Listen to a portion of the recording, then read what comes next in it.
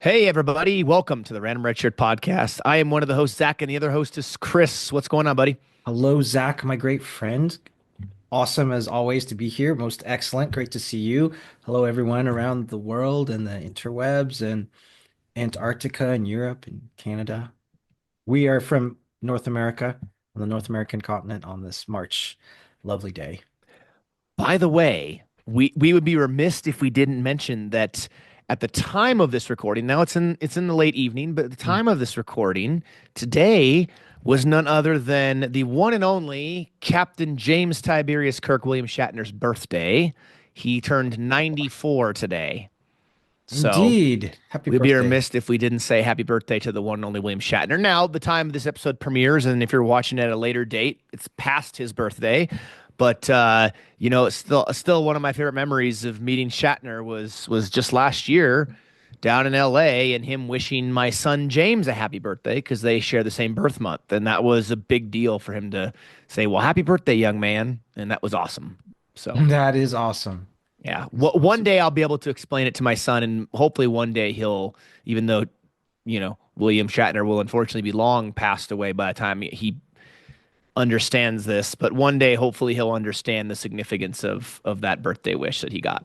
Yeah, it's awesome, my friend. Yeah, it is. So, welcome everybody to the Random Retro podcast. We are so glad and delighted that you have chosen to join us on this episode and many other episodes. We're a couple of nerdy guys who like talk about all things nerdy, Star Trek to Star Wars, everything in between. Be sure to go on Facebook, Instagram, Threads, YouTube, your favorite podcast platform, however you're checking us out, and follow us there, or you can watch and listen to all of our episodes across those platforms. But today, Chris, we are starting a brand new Spotlight series, and we are so incredibly excited to get this new one underway. Isn't it really cool? And you and I are both garbed in black attire in Which, honor, yeah, in honor of this new deep dive spotlight series that we are doing, which yeah, is going to be great to explore. I mean, today we get to explore the very, very, very, very, very beginning of Section 31. Get to see the first episode of where it is prominent and where it comes into, which was great. And I loved X. It has been a while since I've seen this episode. Uh, Deep Space, Deep Space Nine again, my friend. Deep Space Nine. I've come home for real. Yeah, I've come home, my friend. yeah. Season six, The Inquisitor. I thought it was terrific. Oh, yeah, the Inquisition. Or Oh, Inquisition. Sorry, Inquisition. Inquisition, Yeah, yeah, yeah, Inquisition, yeah. yeah, Sorry, I was Inquisition. thinking the Inquisition. Inquisition. Yeah, yeah. Yeah, I'm sorry to go on a tangent. You know why Inquisitor came out is because I've been reading this series of books, Mistborn by Brandon Sanderson, Hmm. and so one of the kind of scary kind of characters and figures in those books is yes. Well, that makes sense. Yeah, we are starting this brand new Spotlight series. We just wrapped up our look at the Star Trek pilots. Now we are going to be releasing a short in which we give you our ranking of the Star Trek pilot episodes in order for us from our favorite to our least favorite. I think some of the numbers for each of us are going to be similar, and there's going to be some differences in between. But we're going to be releasing that fairly soon, the time of this recording. But in the meantime, we're starting this brand new Spotlight series exploring the Section 31 episodes. Now, we talked about this earlier on the phone, Chris, that there are a number of Section 31 related episodes where Section 31 is mentioned, but we're going to specifically be looking at the episodes that Section 31 is the focal point or prominent in that episode. Because otherwise, if we talked about every episode which Section 31 is mentioned or hinted at, we'd have a, a bevy of episodes to discuss. But we're doing the Section 31 centric or focused episodes. Indeed, we absolutely are. Indeed, we are, and it's going to be awesome to kind of take a look at these kind of Section 31 centric or focused episodes because we are going to see how it evolves, right? How it evolves through DS9 and the episodes that Section 31 is in DS9. But also, we've got to look forward. We can look forward to Section 31 in Enterprise, where what's there, and it's going to evolve through those episodes. And we will culminate with you and I. watching the Section 31 movie on Paramount Plus. But, before we even get to that, we're going to like formulate our own ideas and how we feel about Section 31 and what it is in our mind. And then we'll see how close the movie actually comes to that. Yeah, and I have to go back and look, but I believe there's maybe a couple of Discovery episodes that are Section 31 centric, and Yeah. potentially maybe a Lower Decks episode. So I have to go. We'll go back and look. We'll finalize the list of episodes that we're going to discuss.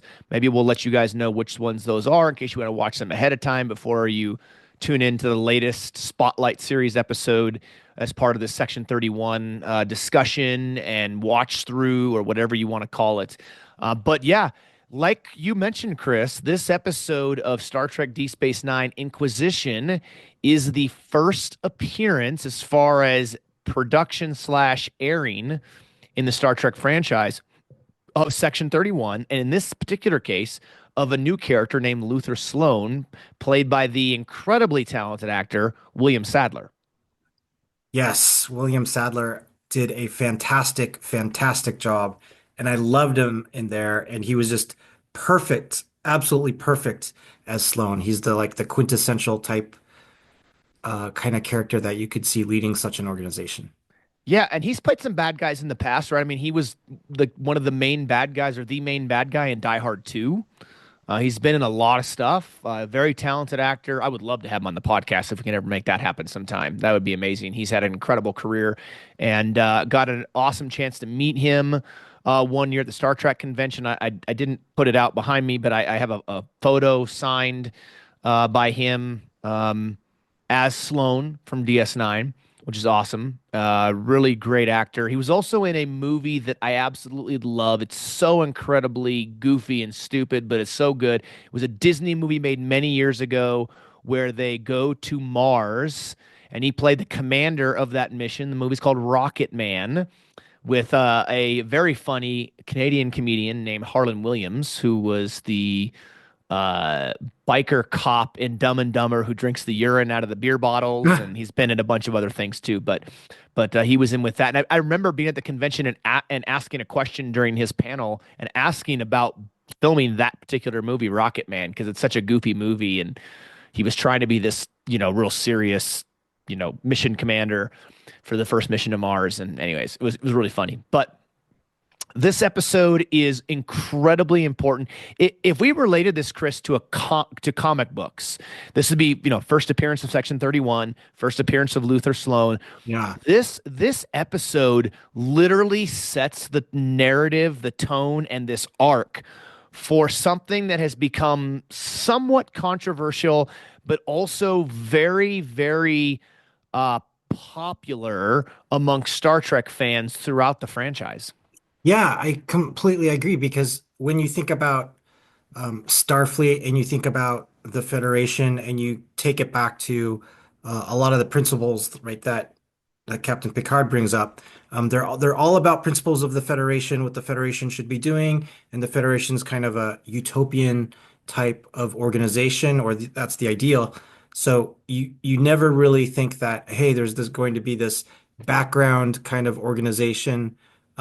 That does a lot of questionable and clandestine stuff. But you almost need that, like as a balance, to have that utopia, and that's what is great about this whole episode and what it explores.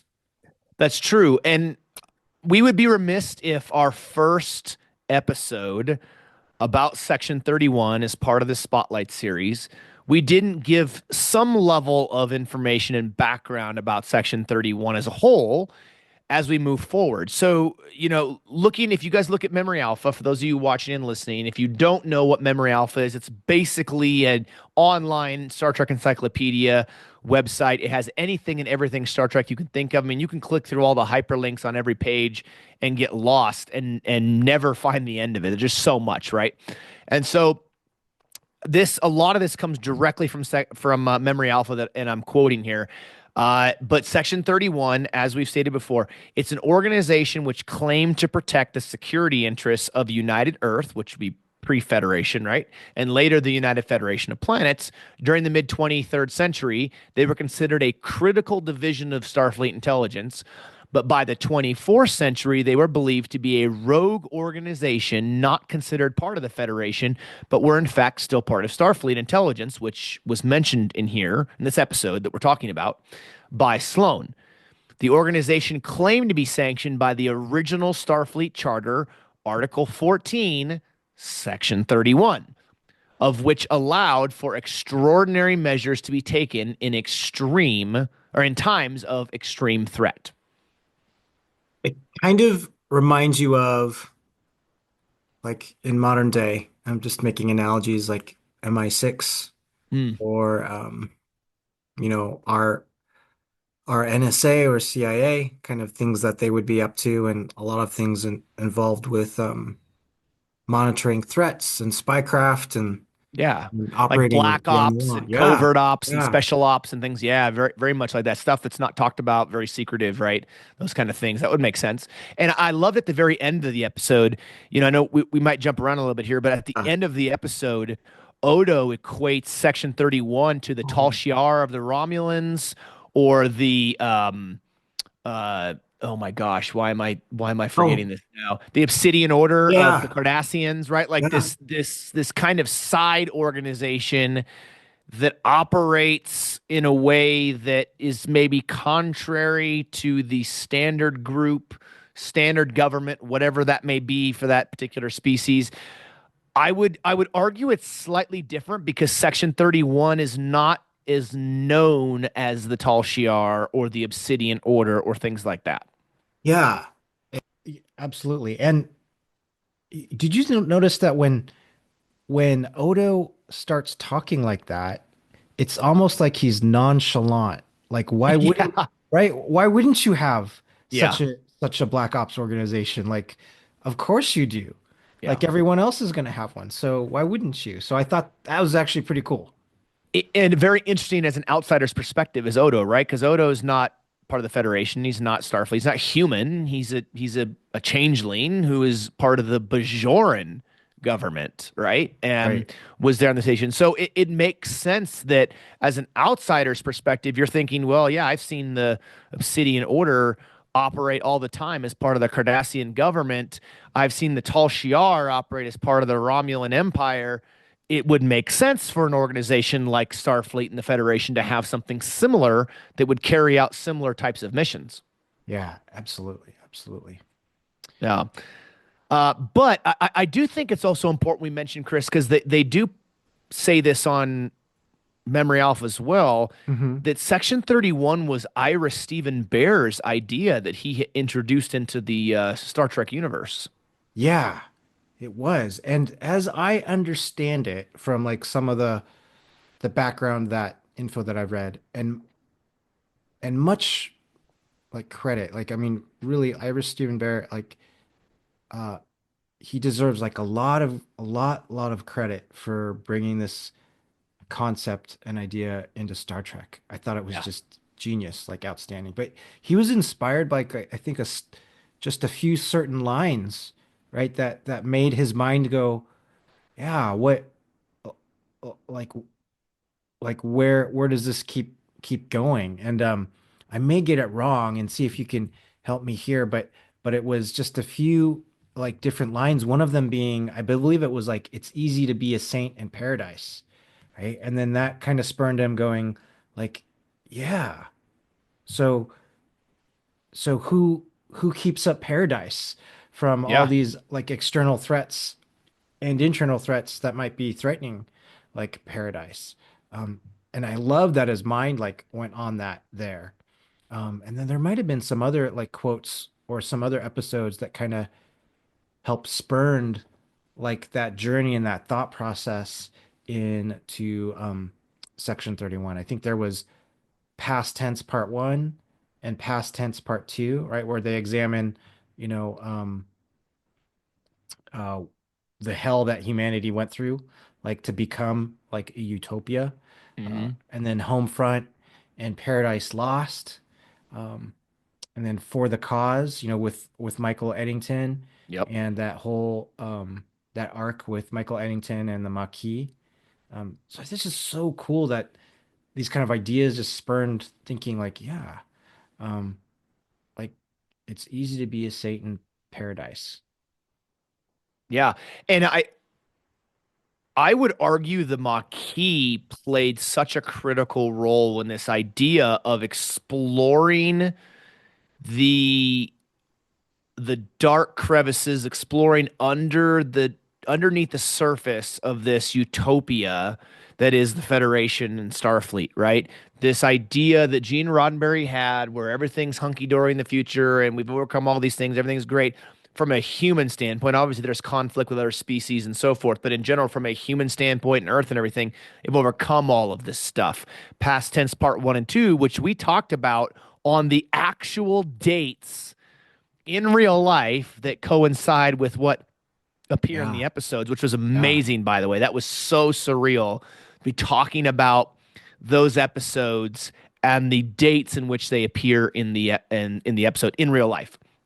But the Maquis, this idea that Federation citizens would take matters into their own hands to secure and save their world or their way of life simply because the Federation is telling them they have to give up their homeworld because of some random treaty that they had no part in, right? And this idea of living along the Cardassian border and in the Cardassian neutral zone and all these things, right? There's so many things that go into that. The Maquis really played a big role, but the Maquis didn't start in DS9, right? They started in TNG. Yeah. That's right. Uh, the backstory with Ro Laren, I believe, is when the Maquis is first introduced into Star Trek, right? Right. That's right. As a matter of fact, I could see a character like Rolaren being um in Section 31 for sure. Wouldn't that have been awesome to have brought her back in DS9 and to be a agent of Section 31? That would have been sweet. Yeah. And you're right, she would have been the perfect candidate, I think, for as Section 31. Yeah, she would have been. Who knows that who knows? Like they may have tried to recruit her, but I could see her, maybe she rejected the recruitment because she was just so into like helping the Bajorans. That could be. Yeah, that's what Yeah. I'm thinking.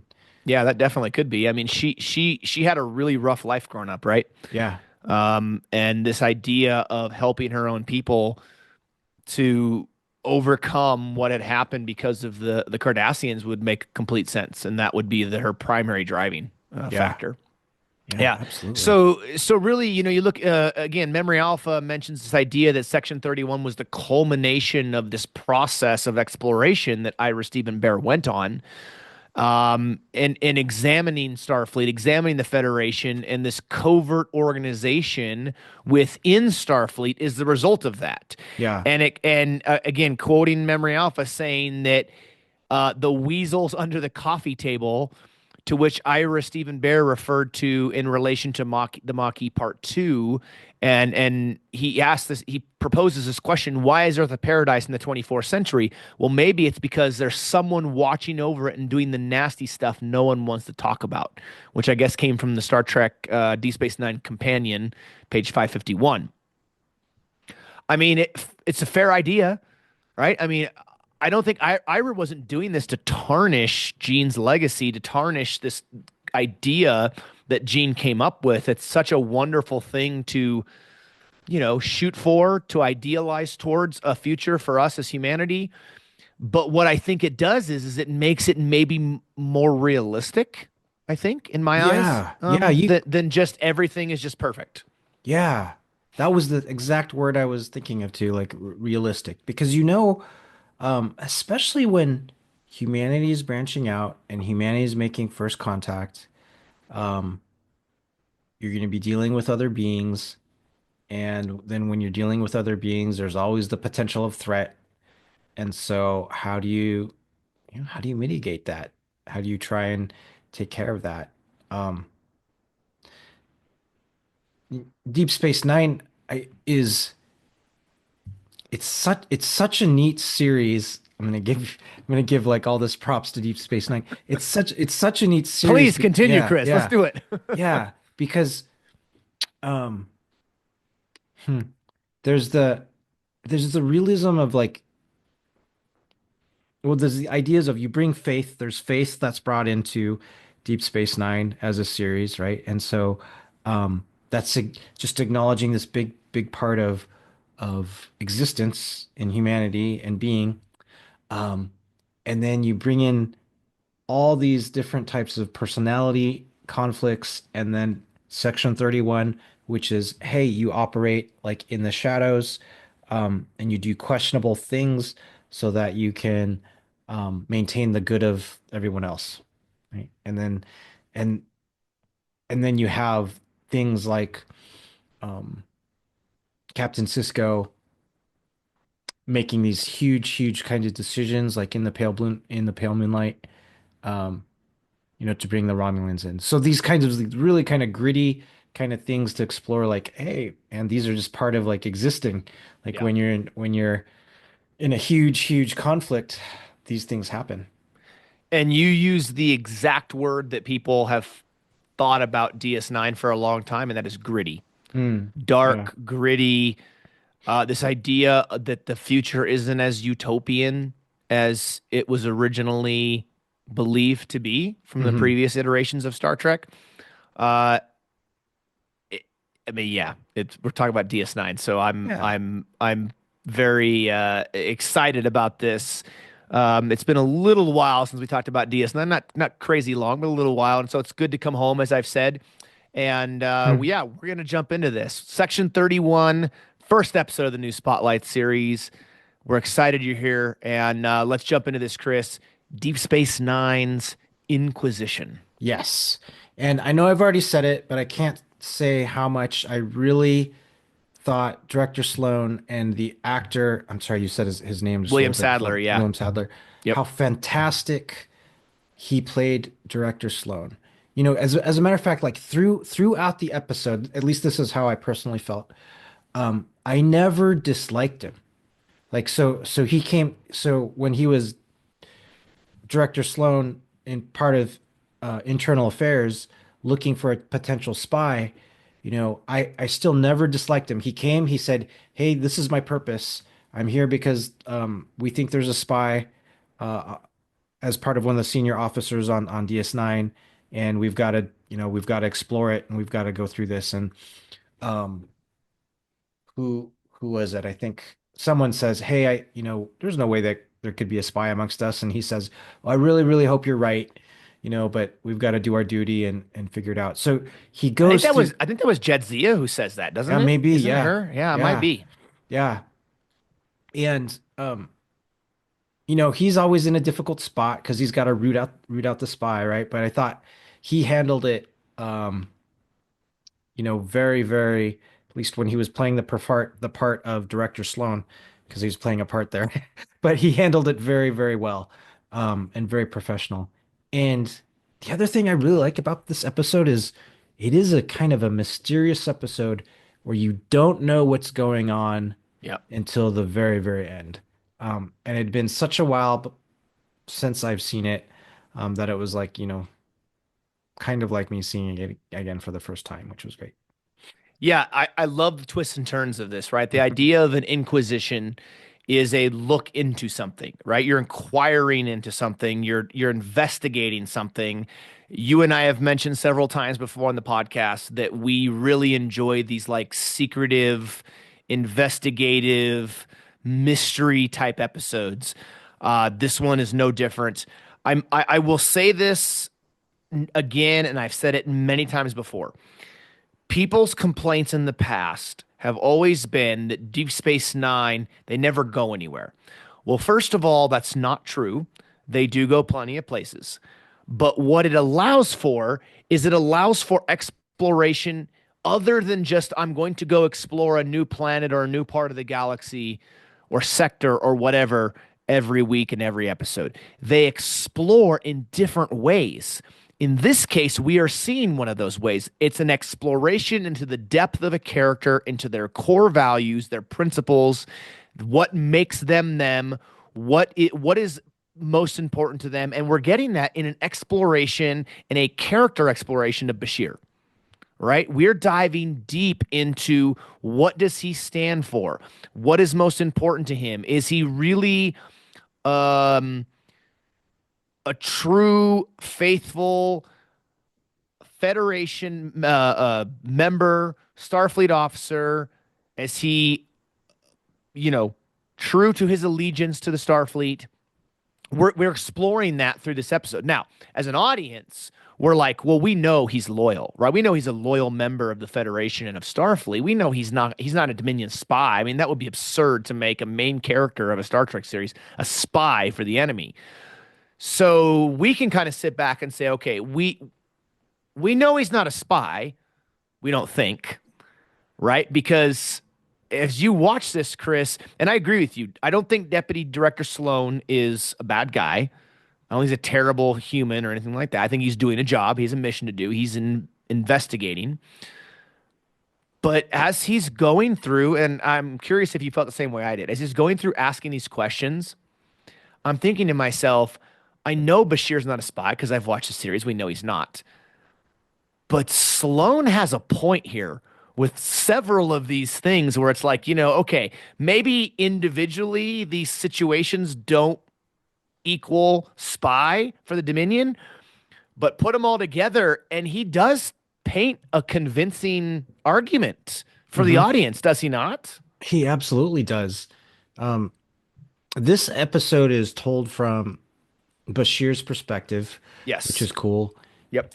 And it also gave me the real strong sense of like something like Manchurian Candidate, where Oh yeah. right, so they Yeah. right, so because they Perfect plant that analogy. idea, yeah, and Sloan like points out these things. I mean, he's asking him these. Sloan is very logical, right? He's going, well, how long were you, on the prison colony, on prison colony with Dominion, 5 or 7 days, and you know, why does the General Martok say 5? Why do you think it was 7? And then how are you able to escape? Says, well, the runabout was in orbit, but no one bothered to like bring it back, and then somehow you had all you needed to contact the runabout and escape. And he's like asking these like very, very interesting, like obvious, yeah, kind of obvious questions. And then he's like, do you think like they could have um broken you and tortured you and you don't remember? Do you think that you could possibly be a spy and not know it? He's just, and Bashir's like adamant, like, no, no, no way, no way I could. But he's kind of appealing to Bashir's knowledge of like of medicine, right? Of medicine and the brain and how the And the brain works. Hippocratic, this idea of the Hippocratic oath for a doctor, right? Yeah. Yeah. Yeah. And so I think that was great. And then when they start going into um Bashir being genetically enhanced, Bashir lying about um you- his background in order to gain entrance into Starfleet Medical, and then him asking, well, would you have ever told anyone that you were lying? And Bashir going, finally admitting, like, I don't know. I admitted it because I had been found out. And then this was genius when they brought in the other genetically enhanced humans and they were talking about that. And he said, why did you start working with them? And like, oh, you volunteered to work with them. And what was the outcome? And you guys all said that we should surrender to the Dominion. And so from Sloane's perspective, he's like, oh yeah, why this guy was captured by the enemy. Um, then he was returned. Then he's working with these other genetically enhanced like human beings. And then they put out like a recommendation to the Federation leadership that we should surrender. And so things like are not adding up. So you could kind of see like, yeah, this would be someone that could very well be a threat to them. And it's just Sloan makes these points like great, great points. He does. Now, if this was the first time you've ever watched Deep Space Nine or first time you're watching through it, and this is the first time you've watched this episode, you could argue sitting there going, okay, there's no way Bashir's a spy, right? They're going to make a main character. Like this guy's been the chief medical officer on board the station for 6+ seasons. or 5+ seasons, I guess, a good chunk into season 6. That's not going to happen, right? There's no way. There's no way Bashir's a spy. And then you're sitting there watching, and Sloane's building a case against Bashir. He's a spy, and building and building. And they're referencing previous episodes and events that happened, which I Yeah. loved, right? Yeah. And you're sitting there, and then again, it's your first time. You're going, okay, hang on a second. Maybe maybe there's a chance he is. And so Sloane is getting the audience to doubt Yeah. Bashir's loyalty, and he's starting to make Bashir second guess himself. Yeah. And so I love the way this episode is written because Sloane is so convincing in his arguments and his line of questioning that he makes the audience second guess and Bashir second guess. And it makes it for just a really incredible writing and storytelling in this episode. Yeah, I agree. I think it was great. Um, and and as far as Bashir's experience, and when he was transported out, so when I reflect back on the episode, he was, preparing to go to a medical conference in the morning. Um, Yes. but he went to sleep, right? So he had to help out his friend Miles with his kayaking accident, the day before, but then Mhm. goes to sleep. Um, and the next morning, from Bashir's perspective, right? That's where he wakes up. He's gotten out of bed. He's really tired, but then all of the officers are called to the promenade, not the promenade. I'm sorry, they're called to the Yeah, called the ops. the op center. Yep. And that's where it all starts with them thinking, hey, we think there's a spy. Here's internal affairs, and they're going to investigate everything. And what's interesting is from the moment, so he goes to sleep, right? Yeah, And he thinks he slept all night, but he only got an hour of sleep. We learned at the end of the episode. yeah, And this whole thing has been a holodeck yeah, in a way in which to get to him, interrogate him, lead him on this charade that he thinks is real until they're on the Defiant and they get the idea that uh, O'Brien's shoulder is okay and it's really not, and it was done playing spring ball and not kayaking. So yeah. you start to learn this. There's one thing I realized at the end of this episode. If you go back to the very beginning, right? So Bashir is preparing to attend the medical conference at Hmm. Casperia Prime, and Odo's easing him about the fact that, it's going to be on a sunny beach resort, and funny how that works. You guys always seem to have these in nice places like Risa and all these other stuff. But when Bashir was taken captive by the Dominion, he was on his way to a medical conference. So the moral of this story Ah, for Bashir is you shouldn't attend medical conferences anymore because every yeah, time you do, something happens. That's what I get out of this whole absolutely. episode. Not That is really, but yeah. absolute. No, no, absolutely, Bashir. Don't ever do that again. Just like, Stop going anywhere. Just stay in the yeah, station. Don't ever leave. yeah, just like, watch the after videos of the medical conference or Yeah, something. right. Okay, I had this question Yeah. in my mind, Chris, and I'm wondering if you thought of this. This is really like kind of corny, but they're in the 24th century, right? Yeah. There's this medical conference. I don't remember how far Casperia Prime is from DS9. Couldn't they just virtually dial into the conference via video? That We was a do good, that yeah. now. And now, granted, we're on Earth. We're not light years and light years away, but they have subspace. Couldn't he just use subspace to dial in and not actually travel? I mean, Absolutely. in his mind, isn't he thinking the last time I did this, I was taken hostage for 5 weeks in a Dominion internment camp? And like, should I really risk it for the biscuit again? I mean, I know he had this paper he wrote he was going to present and everything, but can't you present that virtually? I don't know. Did, Totally did could. that thought go through your mind at all? Like, I don't know. It did. Like do a Zoom, do it via Zoom. Do the Starfleet Zoom. Yeah, the Their Zoom 21st has to be century better than Zoom. ours, right? Yeah. It's got to be like I'll bet it's like a holodeck Zoom thing. Yeah, right. Yeah. Something like that. Yeah. I mean, Hmm. I don't know. It was just, I was thinking through that, and I also found it interesting that Bashir was awakened at 07, in the morning. He was in the hall. Now, this is Yeah. me connecting the dots because I'm a huge Bond fan. So 07, 007, he played a Bond-like figure in the Hollow Suite.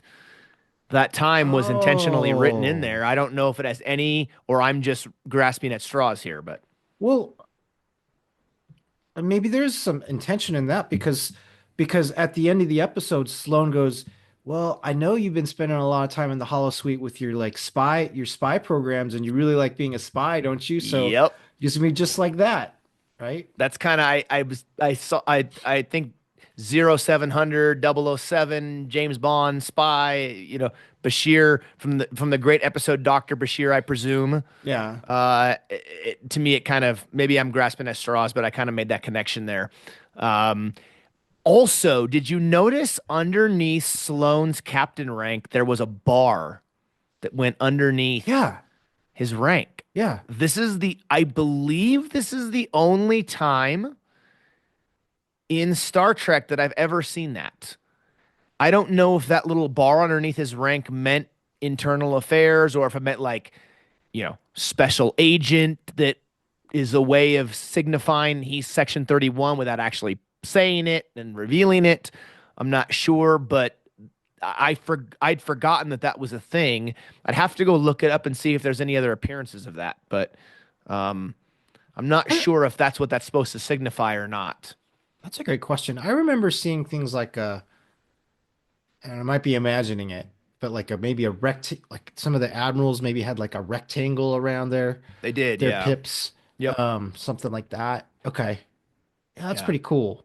And you know they all had they've all transitioned to the uniforms with the gray top and then the underneath shirt with Yes, the the first contact style. Yeah, the first contact style uniforms, I believe, make an appearance in DS9. I want to say it's like mid season 5. I think it's in a line with when First Contact the movie comes out, right? So yeah. they release First Contact and then they start updating the uniforms in the other Star Trek series, other than Voyager, right? Because Voyager's in the Delta Quadrant, so they don't get Yeah. the uniform updates. I guess 70,000 light years away that the rest of the Federation does. But yeah, that first That's right. contact style, as people call it, does make a transition. I want to say they transition it's like mid late season 5 or something like that. Yeah. Yeah. And I'm kind of mixed on it. Like maybe I liked it in the movie, but when I see it here, um it's just I'm mixed. Like I see a lot of these officers come in and they're all wearing the gray and you just can't tell, hey, which division are they in? Um and it just looks too gray. I like seeing a little bit of the color. We'll see. Too gray and too glossy. That's Um, right, man. Too much Too gloss, too much gray. gray. Too much gray. Yeah, that's right. Yeah. I really like the first contact uniforms, Yeah. although the DS9 Voyager style with the division color on top and the black the rest of the way jumpsuit kind of thing, I've always really enjoyed that as Mm, well. It's kind of feels more like a relaxed with the zipper down, the more relaxed, uh, almost like a utility type of uniform. yeah. First contact very much makes it feel like it's more of a formal uniform, Yeah. kind of Yeah. like you had with the two piece in Yeah. TNG. So I like them both, but I see a place for both of them. But I can see where you're coming from on that for sure. Yeah. Um, Now what I love about this episode is there's things that happen throughout the episode that are then later referenced. For example, Bashir orders breakfast at his replicator, but it's out of order, and then Sloane's officers come in, so his replicator's been cut off. And that plays in later when he's given scones by Wayoon and food and the idea of not being able to get what he wants. And then he orders it and instead he gets Worf's order, which is gach and not what he originally orders. And so there's these little things that happen throughout the episode that are called back to it.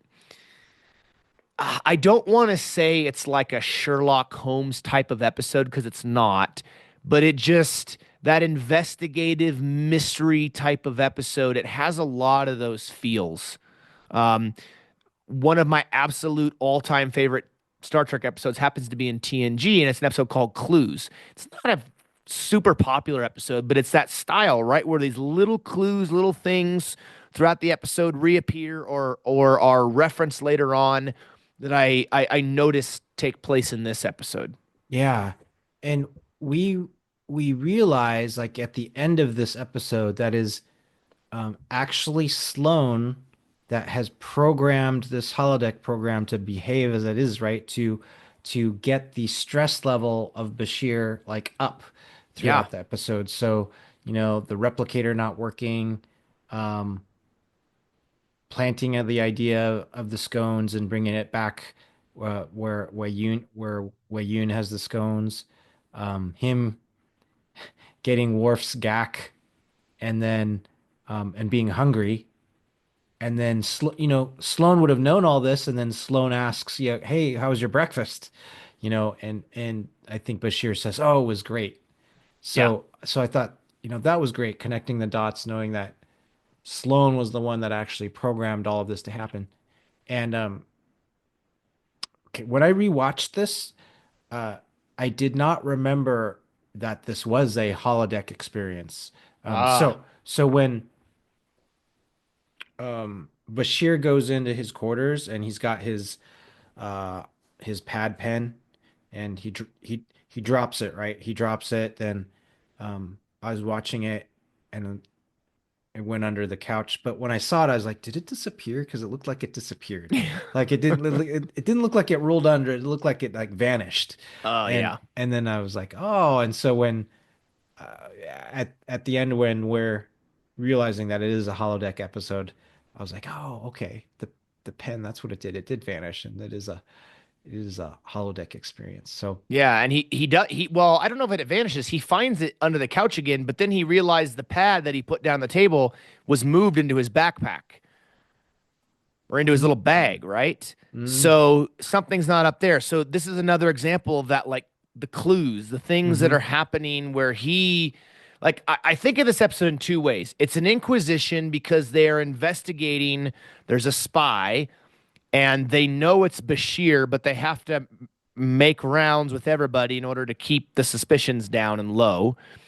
You have O'Brien getting in contact with him over a computer in his room saying, be careful, watch out for Sloan, this, that, and the other. But why was his replicator taken offline in order to keep them from replicating a communicator or a weapon, but yet that other computer that was in the corner of his room in his thing was not turned off. And O'Brien was able to contact him because Sloan and Section 31 were in complete control of this holodeck program, as we learn at the end, yeah, right? That it ends up being the holodeck. And, Bashir mentioned something where he says, right, he's like, oh, this is how you want all of your subjects or whatever, right? You want them tired and hungry and everything else. And he had mentioned he hadn't got an hour of sleep. He was hungry. This Sloan mentions he needs people at super high stress level in order to get the best data from this little chip or whatever that was implanted yeah, behind his right ear, which must have been during that hour he was sleeping.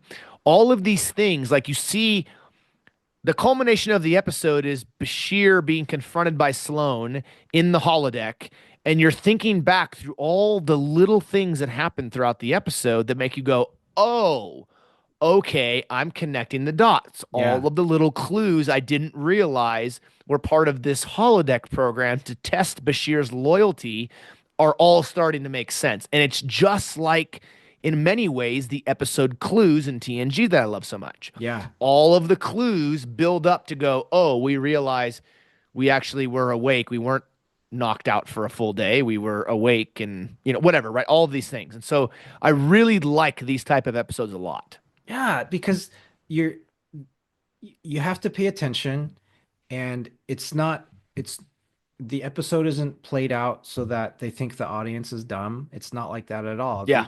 They're expecting the audience and the fans to like pay attention to the episode, because if you pay attention to the episode, everything's going to make a lot more sense like in the end and make sense in the end. And so It's meant indeed, to like, keep you yeah, guessing, right? yeah, Yeah. keep you guessing. So Yeah. and if you're not paying attention, then you're not going to know like anything, like what's going on. Yeah, right. But but that's what I like about this. It's just saying, hey, pay attention to the episode. They're not making it flashy. Yeah. Um, they want you to pay attention to what's happening.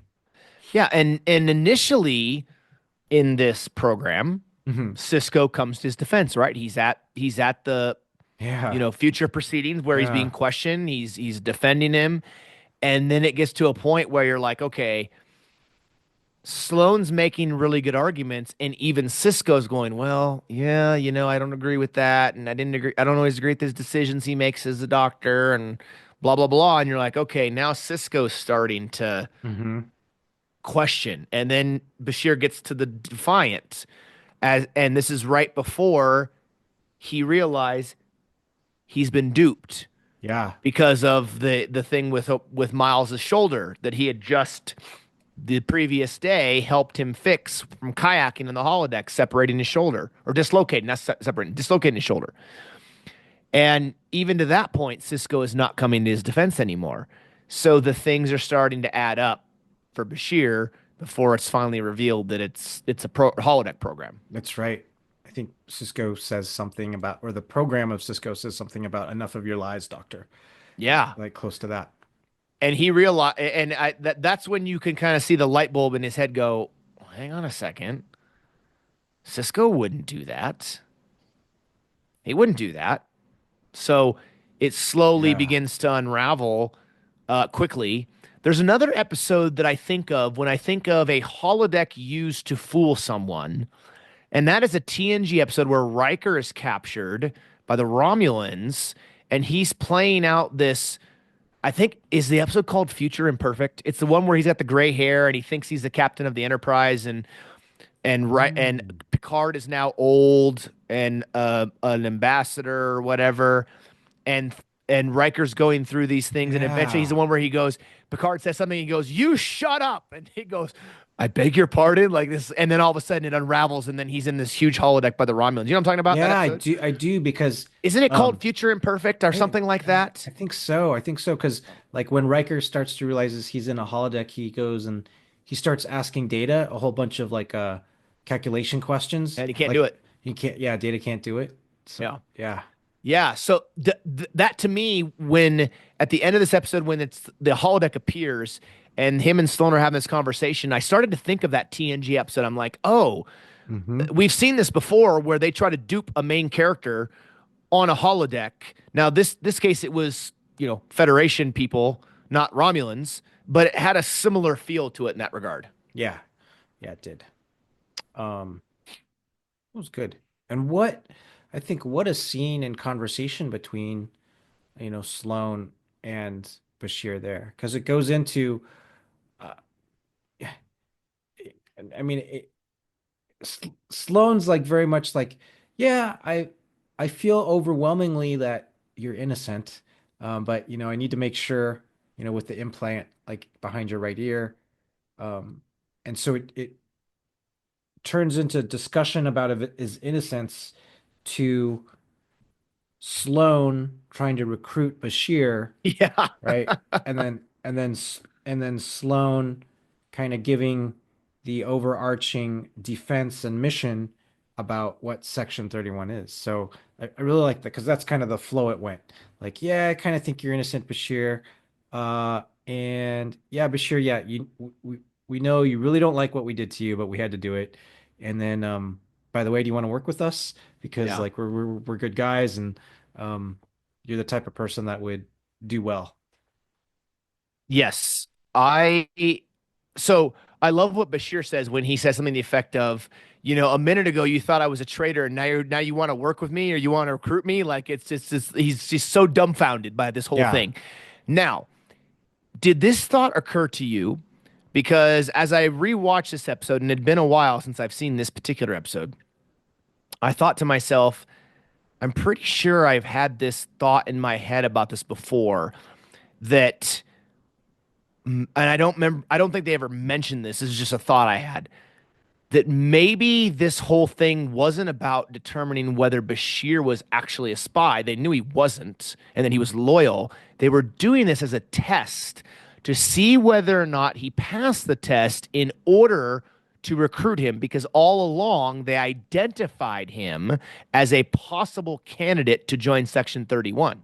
And so this was not a test of loyalty, but a test to see could he overcome and be able to, you know, get through this high, significant level of stress and everything else and lack of sleep in order to be able to be a member of Section 31. Did that thought at all ever occur to you? This wasn't not a test of his loyalty, but a test of could he be a member of Section 31? Yeah, that did occur to me. Like, hey, this is a kind of a recruitment test. Yes, See if, yes. to confirm what we think, Yeah. and, he did confirmed what they thought, like he'd be a good person. Because he jumps right into, like, Sloan quickly jumps into that transition of like, yeah, come work for us, you know. Um, Yeah, I don't think they do that, Chris, if they're not planning on that being the end result, right? Like if this yeah, is a test of his of whether or not he could become a member of Section 31, wouldn't that have been the whole point of this from the very beginning? yeah. Otherwise, they wouldn't. Why would they reveal themselves so freely like that as part of Section 31 if the whole point wasn't this was to be a recruitment of Ah, him? yeah, that's a great Otherwise, they point. would have Yeah, said, hey, Bashir, you pass with flying colors. Like, we agree, you're loyal, blah, blah, blah. Like, thank you. We sorry we had to do this, but we had to verify because we had intel, blah, blah, blah, whatever. And then leave it at that and they leave. yeah. But then it clearly went immediately to recruitment. I don't think they would have done that had it that not been the end goal to begin with. Yeah, absolutely. Absolutely. Some of my favorite kind of quotes and conversation between Sloan and Bashir um is when they start delving into like the ends versus the means, and they start talking about, hey, this this kind of organization would have never been formed in Starfleet because the Federation has all these different principles. Yeah. And I like that a lot, that they start like delving into that. Because often, like, Picard is very much like, it's he's all about principle, right? Yeah. The principle of that action, the principle of the decision. Um, but when Sloan asks some very interesting questions, which are fantastic for this episode. Yes. And he points out to Bashir that, hey, you wanted to become a doctor. Um, how many people have you saved? He could, Yeah. right? He kind of redirects Bashir to that question. Bashir's, very much like down on Section 31 right now. He doesn't like it. And then Sloan uses this technique like, well, how many people have you saved? How many lives do you suppose you saved in your medical career? And Bashir says, what has that got to do with anything? And Sloan goes, hundreds, thousands? Do you suppose those people give a damn that you lied to get into Starfleet Medical? I doubt it. We deal with threats to the Federation that jeopardize its very survival. If you knew how many lives we've saved, I think you'd agree the ends justify the means. I'm not afraid of bending the rules every once in a while if the situation warrants it, and I don't think you are either. Time, you'll agree with me. Whoa, oh, that's so good. Isn't It's it? so good. Because remember, Bashir says, I don't think the ends justify the means. And so Sloane's counter argument to that, right? I think is just wonderful. Yeah. Like, And yeah, go ahead. oh yeah, and that last sentence that Sloan says, in time you will agree with me. That's like amazing, Yeah. you know. It really, because if you think about and I think we're going to see this as we explore the Section 31 arc, right, throughout Star Trek. And we go on this journey of this Spotlight series, which is going to be awesome to see that. I've never done a Section 31 thing like this. So this is going to be, Yeah. I think we're going to learn a lot and be able to connect the dots and the pieces far better than we would have just watching through all the different episodes, not just Section 31. And there's another exchange here with Sloan and Bashir and the holodeck, Hmm. where uh, Bashir asks, he says, "And what does Section 31 do apart from kidnapping Starfleet officers?" And Sloan says, "We search out and identify potential dangers of the Federation." And Bashir says, "And once identified," he says, "we deal with them." How? Quietly. So it's not only are they introducing Section 31 as its first appearance in the Star Trek canon, not as far as the order of which episodes are, produced and aired, not the timeline of Star Trek. Not only are we getting the first appearance of Sloan, but we're diving immediately into what members of Section 31 think, what Section 31 does. It gives us, I think, a really great foundation moving forward, having an idea as to where Section 31 came from, what they do, why they do it, and why they believe what they're doing is right and just. Yeah. And I get the, for me, when I watched Sloane talk about the Federation, talk about why he does what he does, I sensed, this was terrific acting, that Sloane was a character that loved the Federation. He loves it. He Mm-hmm. believes in it. He's a Yeah. man that he that wants to protect it. So it's all of these things that the Federation stands for, Sloane absolutely agrees with, right? And but he's there to take care of the threats um, in a way that no one else can. And I think he from Sloane's I think Sloane internally is like, if if it wasn't absolutely necessary that Section 31 exist, you know, he'd be he'd be happy if something like Section 131 didn't have to exist, but it does. And so he's someone that will do that for the Federation. Yeah, I think he's someone who lives in the shadows because he believes that someone's got to do it, Yeah. right? And this idea of saving paradise, this idea of doing what he believes is right because he can justify it and justify the way in which they're doing it in order to protect. Like the ultimate goal is Section 31 believes they have to respond to threats in order to save lives. That Yeah. everything they do is justified because they're saving lives. Now, if you ask Picard, he would disagree with that, right? Hmm. Because think about this. Let's go back for a minute because I was talking to my dear friend Natalia last Yeah. night, Yeah. and I was on. It's like my TV was listening to me because I was on. That was after I talked to her. I was on YouTube, and clips of Admiral Nechayev popped up on YouTube. I'm like, seriously, come on, make it less Yeah. obvious that you're listening, right? But so you remember the episode? It's not the first appearance of Admiral Nechayev, but the episode where she comes in, she confronts Picard about not sending Hugh back and using him as a vessel to destroy the Borg.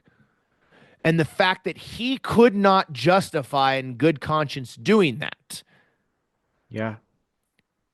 And yet, in Admiral Nechayev's eyes, she believed that the means in which taking Hugh and using him as that vessel to destroy the Borg, a mortal enemy of the Federation, would save tens of thousands of lives, if not probably millions, actually, millions of lives.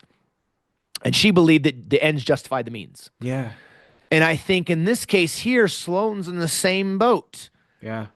What they do or what they believe they need to do is not going to be agreed upon by many, but Yeah. it's justified because of the end result, which is the lives being saved. Yeah. Yeah, I love that exploration of that, and it's like we can make a range, right? You can make a range of like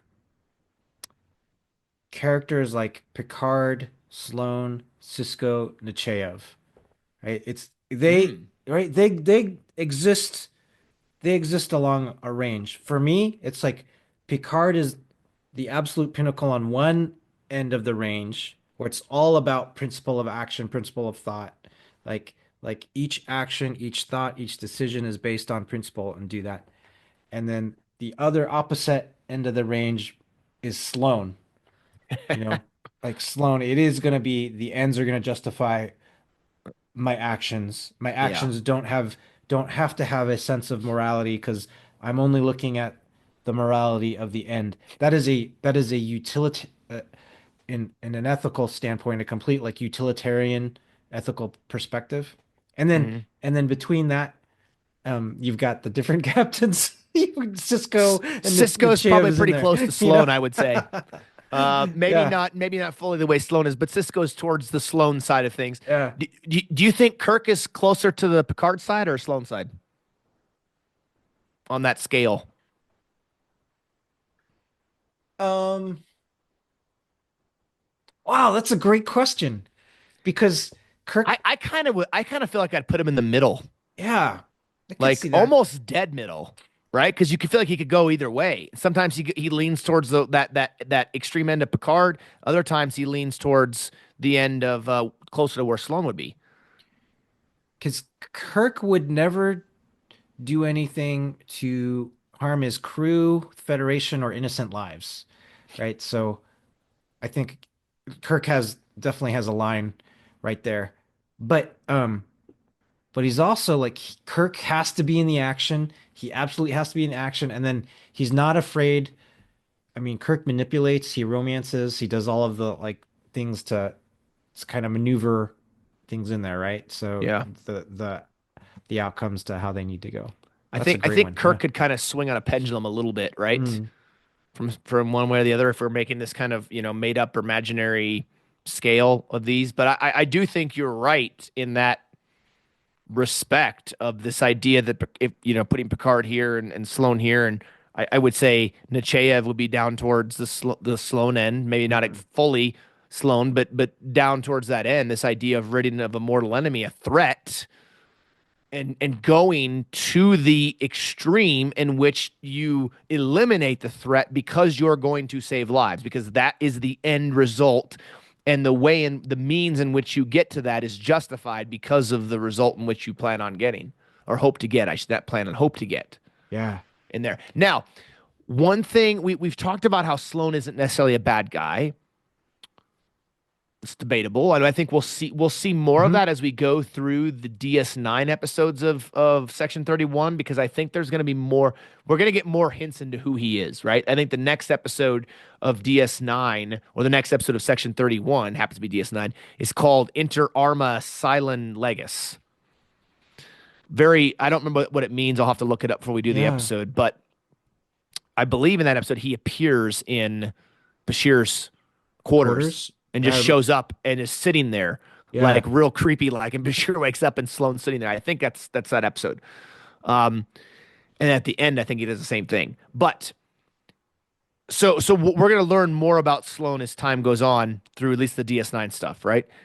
But do you remember earlier in this episode towards the beginning when he's still considered part of the internal affairs, Yeah. Sloane mentions, unless he's lying about it, that he lost a son to the Dominion. He died in a Dominion attack, sneak attack, or something like that, surprise Yeah. attack.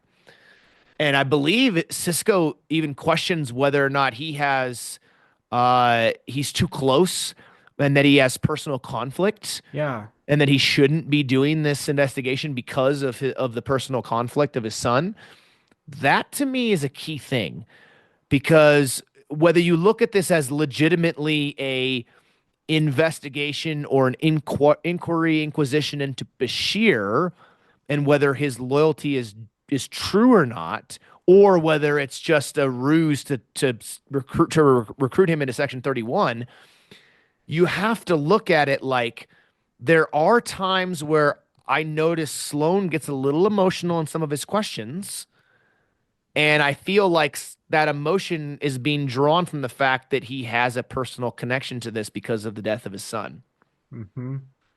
And I do believe that there is a significant conflict of interest there. Mm-hmm. So I Hmm. do think that's a bit of a mark on Sloan in this regard because of the again, unless he was lying, because of the close nature of his investment into this, sussing out traitors that might be feeding the Dominion information that could kill people. Yeah, absolutely. And absolutely, if it was true, it is definitely a conflict of interest. So I was wondering about that as well. Like, because we know now that Sloan was the one that programmed this holodeck program, was it an authentic kind of thing where Sloan's son really did die, or was that part of the program so that you can have this interaction between, Cisco jumping in saying, "Hey, I think you have a conflict of interest," like immediately, and by that, then that version of Cisco seems more authentic to Bashir, like Mm. in the program, um, and then Sloan's able to say, "Well, no, yeah, I understand what you're saying, Captain, but also it makes me like really invested to find out the truth and to find who traitors are." Um, The the reveal of him and his son being killed by the Dominion, I want to say that was before Bashir would have gone into the holodeck program, right? Because when he goes to sleep in his quarters, he's beamed into this holodeck program, right? But that would have been after the revelation. But then maybe he reveals that in order to set up the holodeck program and Cisco calling. You know what I mean? Like I, I'm trying to think the kind of the order of it. I just watched it, but the no, order of it, and I think I'm trying to think what would make the most sense. this is great. This is great to talk through to see if because to see what we both watched. So my understanding when I watched it was that um the only person to have actually met Sloan was Bashir.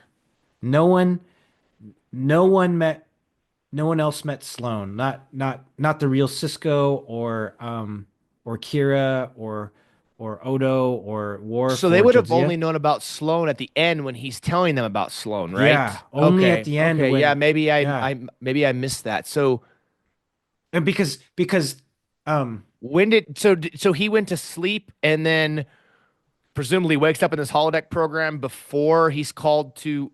Oh wait, yeah, yeah, it's zero. Yeah. yeah, You're right, Chris, because it's yeah. 0700. He wakes up. They're called to ops, and Sloan's there talking to Cisco up in his office about something serious, and he would have been beamed to the holodeck before he wakes up, and he's Yeah, only had an hour of sleep. So yeah, you're right. Yeah. Okay, yeah. Because my brain has got it back on track no, here. it's all good. It's all good because Yeah, that makes perfect sense then. at the end when Bashir is out briefing like Cisco and Jadzia and Kira's like, oh, they must have like some sort of special transporter because we couldn't find any records of the transport. And That's then right. and Cisco says, well, the Starfleet doesn't have a record of a Deputy Director Sloan, and then Mm. And then um Odo says they've been around since the birth of the Federation for over 200 years. They would have yeah, learned to cover. They've obviously learned to cover their tracks real yeah, well. yeah, Yeah. yeah. Okay. Yep. My brain is back No, on it's all track. Thank good. you. That's good. That's good because I just freaking watched this episode. But that's what I mean about this kind of episode, right? There's so Yeah, many little tidbits here and there, little breadcrumbs, right, that are being breadcrumbs, left in yeah. this breadcrumb trail. And as you're watching it, in fact, I might have to go back and rewatch it again just to go back and say, okay, yep, now this makes sense. I'm seeing the clues, or I missed that clue, but now I'm seeing how this ties into the whole thing. Might actually be a good idea to go back because we mentioned this beginning of this episode. This this DS9 episode, Inquisition, is a foundational episode. It's the foundational episode of Section 31 and the Hmm. Sloan, but it's foundational moving forward for Star Trek canon and this idea of Section 31. Yeah. And you know so when I think about watching this episode, this is what I think of people that are in Section 31. I feel like they're extremely loyal to the Federation. They love the Federation, right? And um, obviously Sloan he's very well trained. He's very disciplined. He's got all these skills in interrogations and skills in spycraft and skills in clandestine operations. So, Yeah. so they're an extremely like I think, yeah, block disciplined, well trained black ops like operation. Um, that's how I feel. That are extremely like loyal, and they're very intelligent people too. I'm going to counter that slightly Hmm. and say this: that the part of that exchange at the end of the episode in the holodeck with Bashir and Sloan, Bashir makes a comment, and I think he's right. He said, you guys have been operating pretty much unchecked for a majority of the time. All Yeah. of that power, and I'm butchering the lines, but all of that power, it's unchecked. You pretty much make up and do whatever you want under the guise of we're saving lives and all this stuff.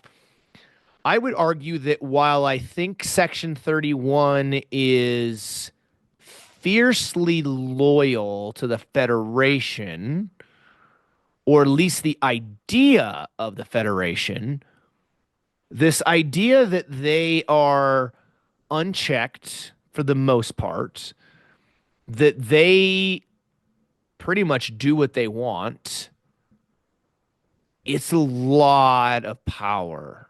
And the Federation may not officially acknowledge them, but I believe we're going to learn as we go through these episodes that senior leadership in command in Starfleet and high up in the highest levels of the Federation, that civilian side of it,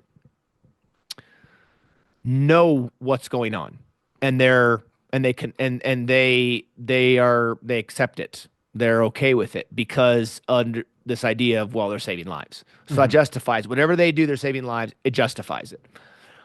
uh I think they're, at least in the way my brain thinks about this Section 31, while yes, I think they believe they're fiercely loyal, they're also doing many things that go against the principles of the Federation and the core values of the Federation. So are they really as loyal as they think they are, or do they think that they're this super loyal radical group, that they're saving lives and they're protecting paradise? But in reality, if you look at their actions, you can make an argument that they're not, because they're not upholding the values and the principles upon which the Federation is founded. Does that make sense? I'm kind of picking this apart in my brain, and I'm trying to think through this. I don't know. I don't know how to. No, I don't know. it's what Yeah. yeah, it totally makes sense what you're And saying. and I'm gonna Yeah. wrestle with this idea and these concepts throughout this whole Spotlight series. And I'm Yeah. hoping by the time we get to the movie and then watch the movie, that maybe I'll have some better clarity, or I can you know communicate this better. But I'm really struggling with whether or not these Section 31 members are really as loyal as they think they are. Yeah. No, I think those questions and those thoughts are terrific. They completely make sense. I keep coming back to that simple phrase that Ivan Stephen Bear was talking about, where it's easy to be a saint in paradise. And so it's easy to be a saint in paradise when everything's going good. It's easy to say, "Hey, I have to make the correct decision based on the true and proper values that we believe in, and that's all going to guide my decision making in here." Yeah. Like, yeah, easy to be a saint in paradise and do that. And not to take anything away from Captain Picard. We love Captain Picard, but Yeah. so he makes these just these awesome principle centered moral value decisions. you know he's also on the flagship of the Federation starship with the Enterprise. He's got, if he needs much of the time, if he needs backup, he can call on backup. He's got a crew that like believes and supports him. um and so he's got all that, man. That's a lot to have. And so he's got all those resources, and then he can go and he can internalize and think and go, okay, I'm going to make the decision because this is the right thing to do. I'm pointing out Hugh of the Borg. This is the right thing to do, and and my crew believes in me, and they believe it's the right thing to do. And then, because in Picard's world, it's almost like in Picard's immediate proximity. I know it's not paradise, but it's kind of like a version of paradise, right? And so he Yeah. can make that decision on okay, Hugh, I need to do the right thing for you as like an existing human being. Nechaev's world, she's not in paradise. The first thing on her mind is, hey, we've got the Borg who are about to destroy us. And so I'm not in paradise. I can't make these decisions that are like moralistically good. You know, I've got to save us. So I think that's fascinating. I don't know what the right thing is, but I just think that's it's a fascinating both worlds are fascinating to look at. Yes, you are right. Now the question is Nechayev thinking in order to protect the way of life, this paradise or this way of life, we have to do this, Yeah. or is by not doing that going to destroy paradise? I, I, we're gonna wrestle with a lot of these Yeah. questions, right? And that's Yeah. great because I think that's what is going to be awesome as we continue through and explore this series of Section 31. We're gonna struggle. We're gonna wrestle with these deep-seated questions of loyalty, of honor, code, morality, principles, values, just the ends justifying the means, that phrase. All of these things, I think, we're gonna wrestle with. If you're listening or watching us, we want you to wrestle with it as well. We want you to think through these things like we're thinking through them. Send us a message, send us an email, comment on the video below. Let us know your thoughts because we want to hear them. We want to know, what are you wrestling with that you think is Section 31 morally right or morally wrong? Is the sheer fact that this thing is operating outside the Federation, sort of, even though they say they're part of intelligence, uh, is what they're doing, the means in which they're doing it, justifying the end result?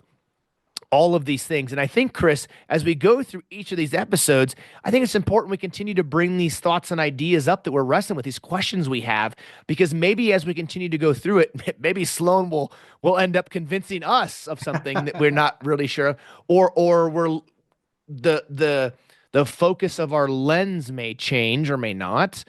It's going to be real interesting to see where we come out the other side as we dive into the dark alleys and looking under the surface, as Ira Stephen Bear said, of this utopia, of this paradise, and determining whether or not it's all worth it.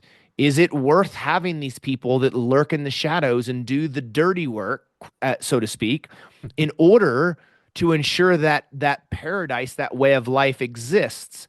Or is it worth struggling to maintain that way of life in order to know that the decisions you're making are morally justified and are the right choice? The question then falls back to, what is morality? Where do you derive your morality from? I mean, I know in real life for me, I derive my morality, my values from my faith. Hmm. And uh, but in this world of Star Trek, where are they driving those from? Is it just from the Federation principles? How do you determine right and wrong? All of these things I think are applicable to facing what it is that Section 31 stands for and what it is that they do. It absolutely is, and that is what makes us human and all the complexities of being human and exploration of like who we are. That's what makes it great to think through these different possibilities. Yeah. You know that Section 31 is monitoring our podcast. So if they would like to respond like to our inquiries on like what we think, we would love to hear from the Section 31 agents. Yeah, that's true. Well, we need to have Dominic Keating on. I mean, after all, he Yeah. did play a Yeah. Section 31 agent, Malcolm Yeah. Reed, right? We will get to that. Those Enterprise Section 31 episodes are Mhm. woefully undervalued because they are fantastic, uh, especially at recruiting Malcolm Reed. Um, that being said, if for those of you watching or listening, you're gonna notice over the next course of these next several episodes that we go through in Section 31 and the Spotlight series, you're going to notice that this is from Star Trek Discovery, but the Section 31 Delta badge that denotes Section 31 is going to appear throughout yes. different things on the podcast. Yes. So be sure to keep an eye out for those Easter egg Section 31 badges. You will see them in places. For example, I'll give you the first one. The thumbnail for this episode on YouTube, our Delta Shield for our podcast logo has been replaced by Section 31. So, most excellent. So for you watching or listening, be sure to keep an eye out for little Section 31 Easter eggs throughout our social media platforms, throughout our YouTube channel, podcast platforms, all that stuff. Be sure to keep an eye out for those Easter eggs because you'll be pleasantly surprised where you may or may not find them. But yeah, so I will say this again, Chris. We may not have gone physically anywhere on this episode of Deep Space Nine outside of the station, but we certainly did explore many things to include Bashir and a myriad of questions and thoughts as we're exploring the morality of Section 31 and everything else. We did a lot of exploration and we didn't have to leave the station. We absolutely did. We absolutely did. This was wonderful. Yeah, this is a great episode. It's a foundational episode in Star Trek because I believe this episode moving forward completely changes so many things about the Federation and Starfleet, knowing that this kind of rogue group exists, and I think it changes the way you have to look at certain things. Yeah. I'm still putting together in my mind what I would like to see in a Section 31 like movie. Same. Yeah. Same. Yeah. Yeah. But I would like to see like these themes being identified in the movie and kind of discussed and kind of being central to some of the kind of actions that happen.